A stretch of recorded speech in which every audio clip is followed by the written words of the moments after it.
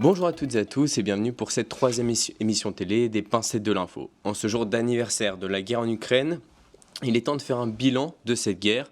Pour nous le raconter, Clovis Casali, vous êtes journaliste à France 24 et vous avez couvert les 2 premières semaines du conflit. Bonjour Clovis. Bonjour Malo. Lorsqu'on a échangé, avant même que je vous propose cette émission, vous m'avez dit que vous étiez arrivé le 23 février en Ukraine, la veille donc du début de la guerre. Racontez-nous un peu pourquoi vous avez été envoyé le 23 février. Ouais, c'est très simple, les Russes commençaient à amasser leurs troupes depuis quelque temps déjà aux frontières de l'Ukraine. Il y avait des opérations dans le Donbass et on m'a demandé d'aller à Kiev pour couvrir l'aspect plus diplomatique de cette guerre, parce que bien sûr on ne savait pas que les Russes allaient envahir de tous les côtés ce 24 février. Donc on est arrivé le soir du 23, il me semble. On a pris un des derniers vols avant qu'il ferme l'espace aérien. Et pour la petite anecdote, on est arrivé à Kiev le soir. La ville vivait normalement. On est allé dîner dans un restaurant géorgien avec mes collègues Rob Parsons et Abdallah Malkaoui qui faisaient l'antenne anglaise et l'antenne arabophone. Moi j'étais pour l'antenne française parce que France 24 a différentes antennes. C'est aussi ça notre force, c'est de pouvoir aller à plusieurs et de diffuser en différentes langues dans le monde entier. Et on a dîné normalement, on est allé se coucher dans un hôtel Place Maïdan. Et à 4h, 5h du matin, mon collègue Rob a tapé à la porte en me disant « Réveille-toi, les Russes ont envahi, il faut aller faire des duplex tout de suite ». Et donc on est sorti et là il y avait les sirènes, on voyait au loin les fumées, les détonations et l'invasion avait débuté avec ce message assez fou de Vladimir Poutine qui annonçait que voilà, ils envahissaient et donc ça arrivait de tous les fronts. Et du coup, j'imagine que la journée du 24 a dû être très longue. Comment elle s'est déroulée à partir de 4h30 jusqu'au moment où vous êtes couché, en fait, si le 24 vous avez réussi à vous coucher? Oui, eh bien on est tout de suite sortis, on s'est mis en position, on a monté les caméras, on a mis les trépieds, on a monté les AVIWES, c'est ces appareils qui nous permettent de diffuser via de la 3G, de la 4G, de la 5G. C'est ce qui remplace un petit peu les camions satellites, vous voyez, des grandes chaînes. C'est ce que certaines chaînes utilisent encore, mais ces unités AVIWES permettent, ou LiveView, nous permettent d'être plus mobiles et de nous déplacer. Et on a installé les positions et on a commencé à faire les duplex. Il y avait énormément de journalistes dans le même hôtel que nous, BFM, France Télévisions, etc., des chaînes étrangères qui étaient devant l'hôtel. Et nous, on a essayé de se mettre un peu plus loin, d'une manière un peu surélevée, juste à côté, avec une vue sur Maïdan, avec une vue dégagée sur Kiev. Et au bout de quelques heures, on a les militaires qui sont venus nous voir, les militaires ukrainiens, en nous disant « vaut mieux que vous vous déplaciez parce que ça peut être un objectif des Russes, parce qu'on n'est pas très loin du Parlement ukrainien, et donc on nous a demandé de nous déplacer. Et oui, toute cette journée-là et les journées qui ont suivi ont été un peu chaotiques, un peu compliquées. Très rapidement, on a appelé nos fixeurs, nos conducteurs, nos traducteurs. On avait 2 personnes qui allaient travailler pour nous. Et on les a appelés, on leur a dit venez nous retrouver tout de suite à Place Maïdan pour qu'on puisse travailler. Et en fait, eux avaient quitté Kiev aux premières heures du matin parce qu'elles cherchaient aussi à fuir, à se protéger et à aller retrouver leur famille. Donc cette première journée restera dans ma mémoire en tout cas. Et c'était une journée assez particulière en effet.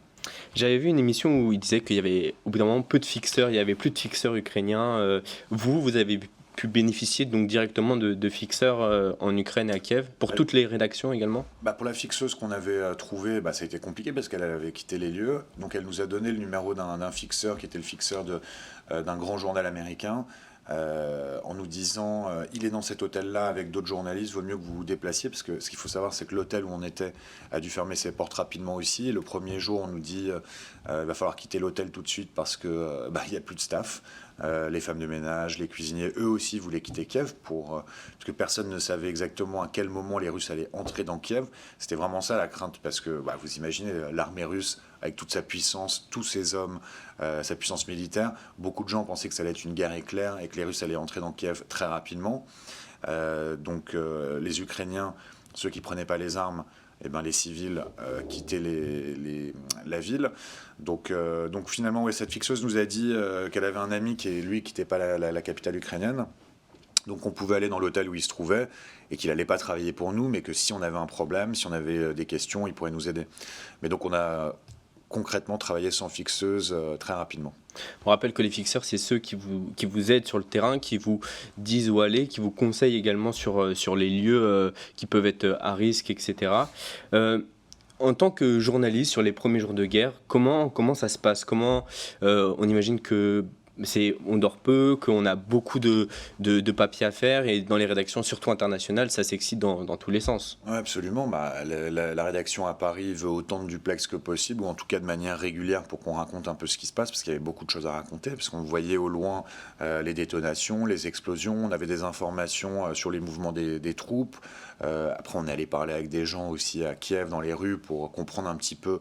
Parce que le boulot de journaliste, c'est aussi de raconter ce qu'on voit, raconter aussi l'atmosphère, montrer, parler des gens à qui qu'on a pu rencontrer.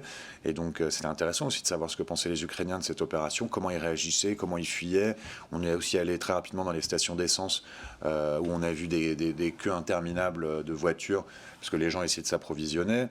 On voyait aussi des gens lambda, des professeurs, des ingénieurs, des secouristes, enfin toutes les professions qui prenaient les armes pour défendre Kiev et le pays, et qui établissaient des checkpoints un peu partout pour empêcher la progression des Russes, sachant que les Russes avaient aussi envoyé depuis quelque temps déjà ce qu'ils appellent des saboteurs, les Ukrainiens, des hommes russes pour préparer le terrain, et des cellules dormantes, si vous voulez, qui étaient déjà sur place depuis quelque temps. Et comment on travaille, on fait notre boulot sur le terrain, et avec Paris, on est en étroite liaison. Paris forcément inquiet aussi de savoir comment ça allait, et on était en liaison avec nos boss, le directeur de la rédaction, Vanessa Burgraff, Albéric de Gouville, enfin toute la direction de France 24. Et aussi, on a un monsieur sécurité, si vous voulez, quelqu'un qui gère tout l'aspect sécurité, qui a été d'une grande aide pour nous donner un peu des informations, les informations que lui pouvait avoir sur le terrain, pour assurer justement notre sécurité. Et au niveau des angles choisis par les journalistes, on enchaîne les papiers avec des angles différents pour toujours bien montrer ce qui se passe? On essaye surtout d'être factuel, on essaie de ne pas dire de bêtises, on n'invente pas, on raconte ce qu'on voit. On raconte aussi ce qui se passe selon les informations qui nous sont fournies. Elles étaient compliquées à avoir ces informations au début de la guerre ou... Pour tout ce qui est atmosphère, pour raconter ce qui se passe, comment Kiev réagit, non, parce qu'on était sur place et on pouvait aller voir les gens et on pouvait discuter. Après, sur les mouvements de troupes, il y a des moyens d'avoir des informations. On a des correspondants, d'autres gens déployés sur d'autres parties du territoire ukrainien qui nous donnaient des informations. Donc c'était compliqué, mais c'est aussi notre travail, et il fallait les vérifier, et il ne fallait pas raconter n'importe quoi non plus. Mais c'est assez simple, quand vous voyez quand vous entendez des explosions, quand vous entendez des sirènes, vous le dites. Quand vous entendez des sirènes qui vous intiment l'ordre d'aller vous mettre aux abris, on le raconte. Quand vous êtes pendant un direct et que vous entendez cette sirène, le téléspectateur se rend bien compte que voilà, c'est ça aussi, c'est raconter ce qui se passe à l'endroit où vous vous trouvez, et pas inventer quoi que ce soit. On pouvait aussi revenir sur les paroles de Vladimir Poutine et de son discours quand il annonce l'invasion. On peut raconter la réaction des Ukrainiens, les civils, mais aussi des autorités, parce que ces autorités ont communiqué assez rapidement. Après, moi j'étais aussi par exemple dans une boucle WhatsApp des autorités ukrainiennes, ministère de la Défense et d'autres services ukrainiens qui pouvaient nous donner des informations, qui nous donnaient leur point de vue sur ce qui se passait aussi. Et oui, c'est pas la situation la plus facile, mais on fait ce qu'on peut. Et surtout, ce qui est compliqué dans ce genre de situation, c'est gérer le stress et gérer la dangerosité de l'environnement. Et au bout de 15 jours, donc vous êtes rentré en France. Comment vous avez fait comment vous êtes rentré en France? C'était quoi le chemin que vous avez emprunté et la manière dont vous l'avez parcouru?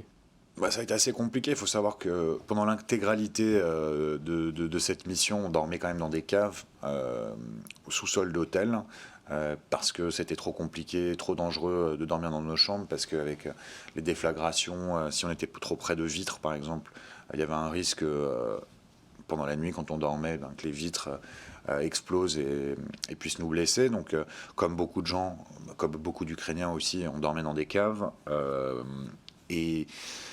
Et puis quand on est parti, ça s'est fait en étroite liaison avec Paris, avec les services à Paris de sécurité dans notre chaîne, par exemple. Le monsieur dont je vous parlais qui a des informations et qui essayait de nous aider pour assurer notre sécurité. Il y a une route qui était plus ou moins sécurisée, enfin qui était sécurisée. On avait des informations comme quoi il n'y avait pas de Russes à ce niveau-là et qu'il n'y avait pas de combat. Et donc le départ s'est fait en plusieurs étapes. Et au bout de... Ça nous a pris quand même 3-4 jours pour sortir du pays. Ok. Et outre le fait du coup que cette guerre soit entre deux pays européens, qu'est-ce qui vous a marqué et qu'est-ce qui vous marque encore aujourd'hui de votre séjour en fait en Ukraine?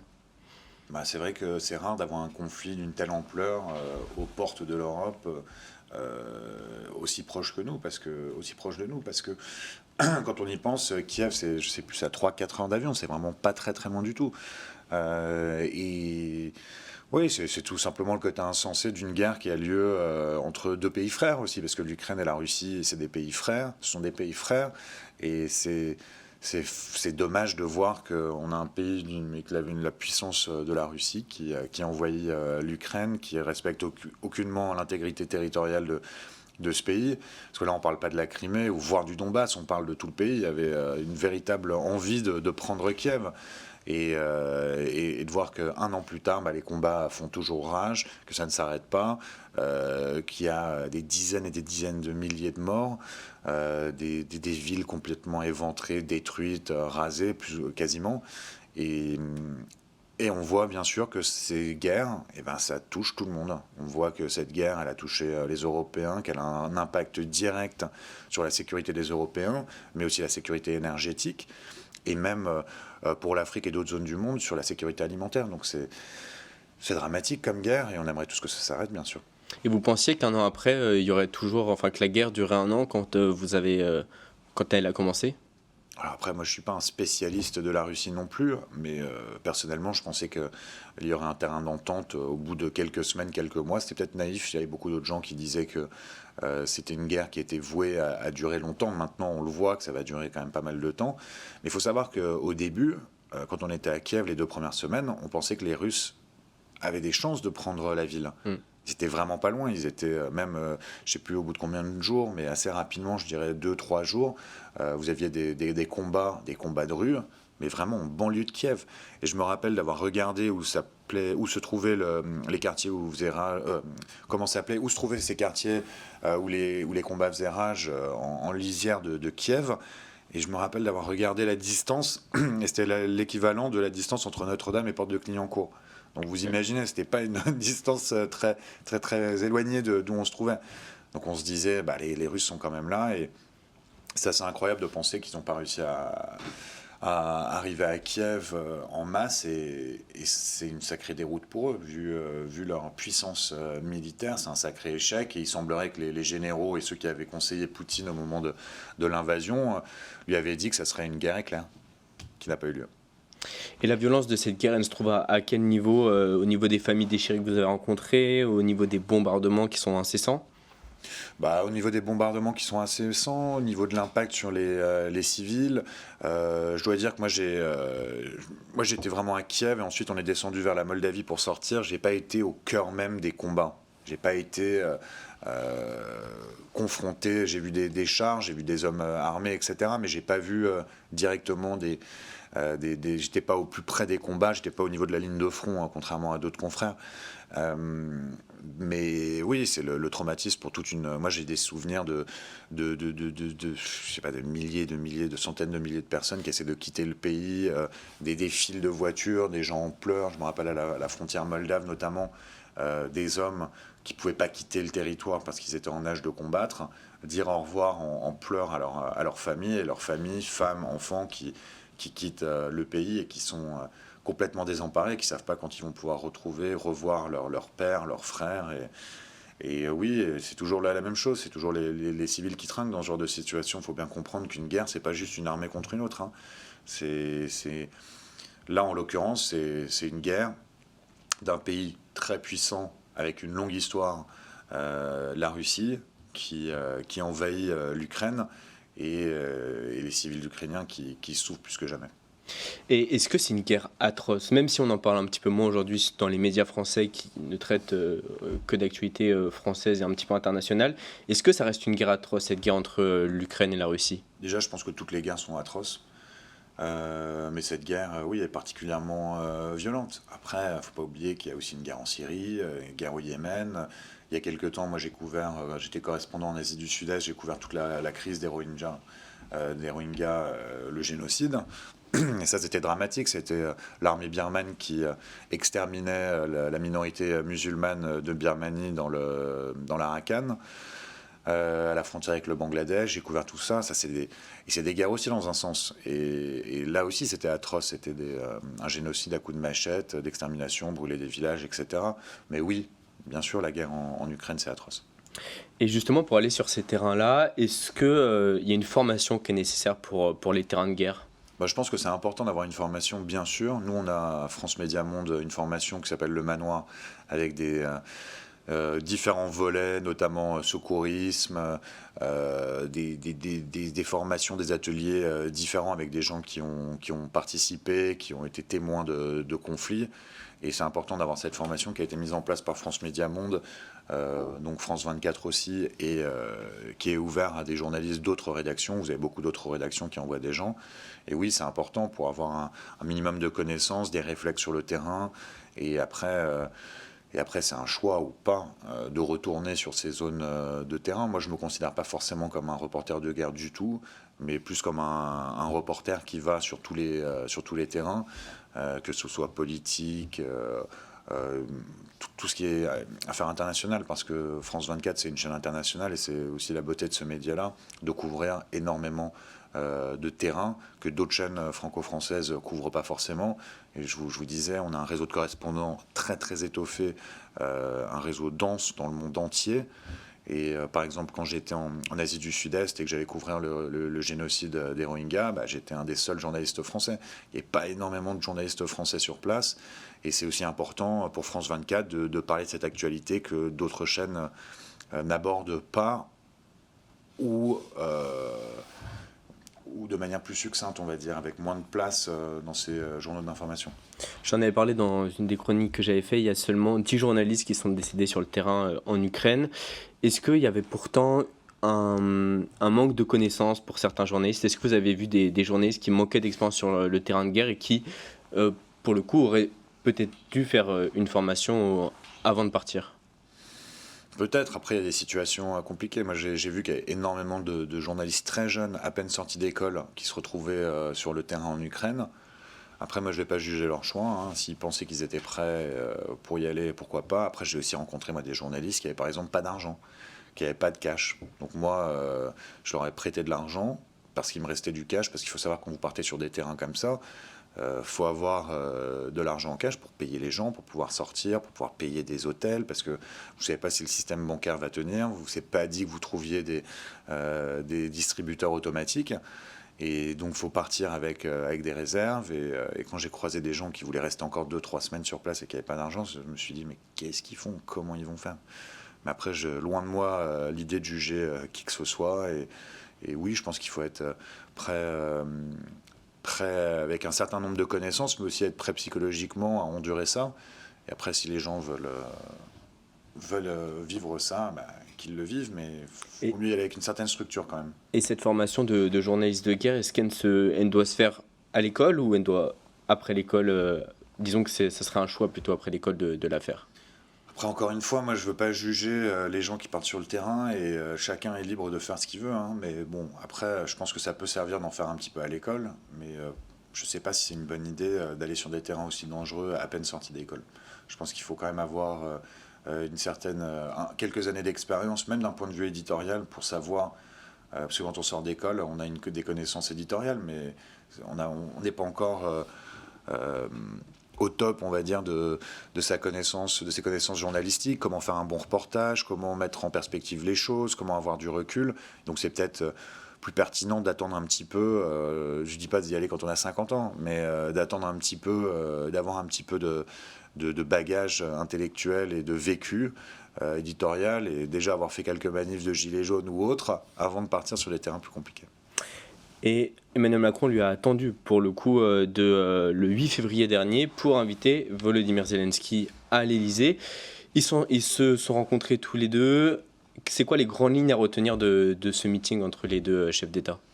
Moi, j'y étais à l'Élysée parce que je suis le référent Élysée pour France 24, donc pour les gros voyages officiels d'Emmanuel Macron, parce qu'en tant que chaîne internationale, on ne va pas suivre tous les déplacements, notamment en France, mais les gros déplacements, donc Washington, le G7 prochainement, tournée en Afrique, etc., qu'Emmanuel Macron va faire. Et bien, en tout cas, quand Zelensky est venu il y a quelques jours à l'Élysée, moi j'ai trouvé que c'était un moment assez émouvant parce que c'était la première fois depuis juin, depuis la visite d'Emmanuel Macron sur le terrain en Ukraine, que les deux hommes ne s'étaient pas vus directement. Ils se sont parlé des dizaines de fois au téléphone depuis un an, depuis le début de la guerre.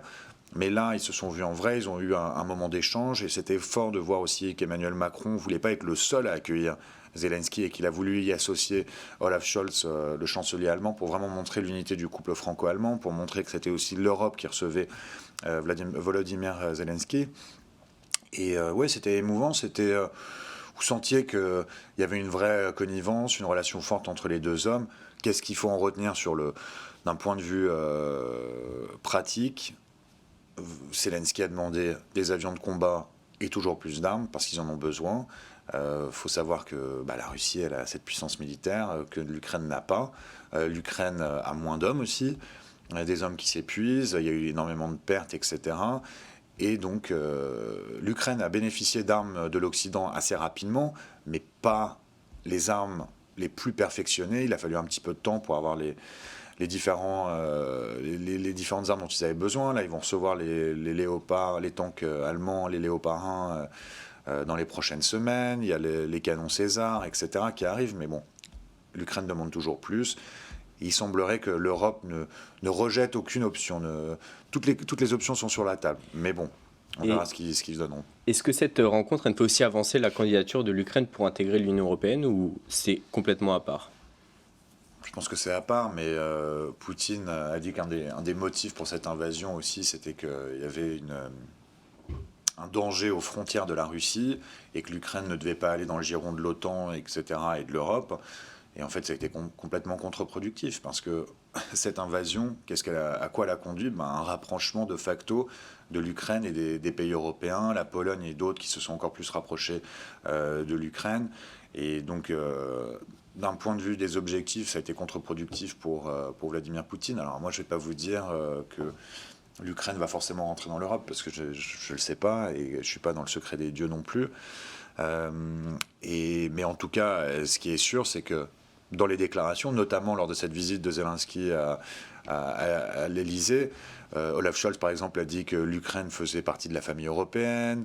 Emmanuel Macron a dit que la France accompagnerait l'Ukraine vers la victoire et vers l'Europe. Donc après, ce sont des paroles. Pour l'instant, ça prend du temps pour qu'un pays entre vraiment dans l'Union européenne, et c'est pas dit que ce soit le cas un jour. Mais en tout cas, Vladimir Poutine a vraiment jeté l'Ukraine dans les bras de l'Europe. Parce qu'on rappelle, il y a quand même des pays qui sont en candidature pour entrer dans l'Union européenne depuis plus de 16 ans, donc c'est vrai que ça va prendre un certain temps. Juste une dernière chose sur cette rencontre, la décoration de la Légion d'honneur à Zelensky, est-ce que ça a vraiment à voir avec est-ce que ça décrédibilise pas un peu cette Légion d'honneur de décorer un étranger qui n'a pas fait grand-chose pour la France dans ce cas-là ou... faut regarder la liste des gens qui ont reçu la Légion d'honneur et différentes décorations de la République française. Honnêtement, je pense que Zelensky n'est pas le moins méritant. Quand vous regardez les gens qui ont pu la recevoir au cours des dernières années pour des raisons d'affinité et pas forcément toujours pour ce qu'ils avaient vraiment accompli, je pense que Zelensky, contrairement à d'autres qui l'ont reçu, le mérite peut-être davantage. Zelensky, c'est un allié et c'est aussi quelqu'un qui a étonné tout le monde. Personne ne pensait qu'il aurait ce leadership qui serait... Faut pas oublier que Zelensky, à la base, c'est un comédien. C'est quelqu'un qui est devenu homme politique et est devenu président un peu, pas par hasard, parce qu'il l'a voulu forcément, mais peu de gens pensaient qu'il ferait preuve d'autorité comme il le fait aujourd'hui et qu'il aurait le leadership qu'il a aujourd'hui. Et peut-être que Vladimir Poutine lui-même ne pensait pas que Zelensky tiendrait comme il tient. Et c'est un exemple il est montré en exemple par beaucoup de chefs d'État dans le monde et il a impressionné. Donc pour moi, non, il la mérite, sa Légion d'honneur. Pour terminer cette émission d'anniversaire de la guerre en Ukraine, j'ai une question à poser qui revient beaucoup. Est-ce que pendant cette guerre, il y a eu des crimes de guerre ou pas du tout ? Ah oui, il y en a eu. Ils ont été documentés. Moi, je les ai pas. C'est pas moi qui les ai documentés, mais je vous invite à regarder les différentes opérations russes, les massacres de civils, etc. Et donc l'appellation crime de guerre fonctionne. Il semblerait. Ok, bah parfait. Et une dernière question du coup pour cette émission. Le conflit entre la Russie et l'Ukraine existe depuis donc 2014, mais est-ce que cette intensité de guerre est vouée encore à durer longtemps? C'est difficile à dire. Encore une fois, je suis pas un expert des relations russo-ukrainiennes ou ni devin, etc. Mais il semblerait, oui, que ce soit parti pour durer. Et ce qui est sûr, c'est que la Russie a, de bonne foi ou pas, dit plusieurs fois au cours de ces derniers mois qu'elle était prête à négocier, à figer les frontières, à arrêter les combats. Alors est-ce qu'elle le pensait vraiment? Difficile à dire, mais c'est impossible pour l'Ukraine de s'arrêter maintenant après avoir perdu autant de son territoire. Et l'Europe, les États-Unis l'ont toujours dit. Quand j'étais à Washington et pour la visite d'Emmanuel Macron, quand il est allé voir Joe Biden, ça a été répété à la Maison-Blanche, etc., qu'ils allaient soutenir l'Ukraine et que c'est quand l'Ukraine déciderait, enfin, quand l'Ukraine va décider d'aller à la table des négociations, alors là, c'est là que l'Europe et les États-Unis soutiendront l'Ukraine dans ses démarches de pourparlers de paix. En gros, c'est l'Ukraine qui décide quand le moment est opportun pour négocier la paix. Et vous y retournerez vous en Ukraine ou Pas sûr, c'est à pas vous. sûr? Ok. Bah, en tout cas, merci à tous de nous avoir suivis. Merci à vous, Clovis, d'être venu. En régie, Natacha Louveau et Cassim Malandrin m'ont aidé donc à la réalisation de l'émission. Et nous, on se retrouve la semaine prochaine pour faire un retour sur la cérémonie des Césars.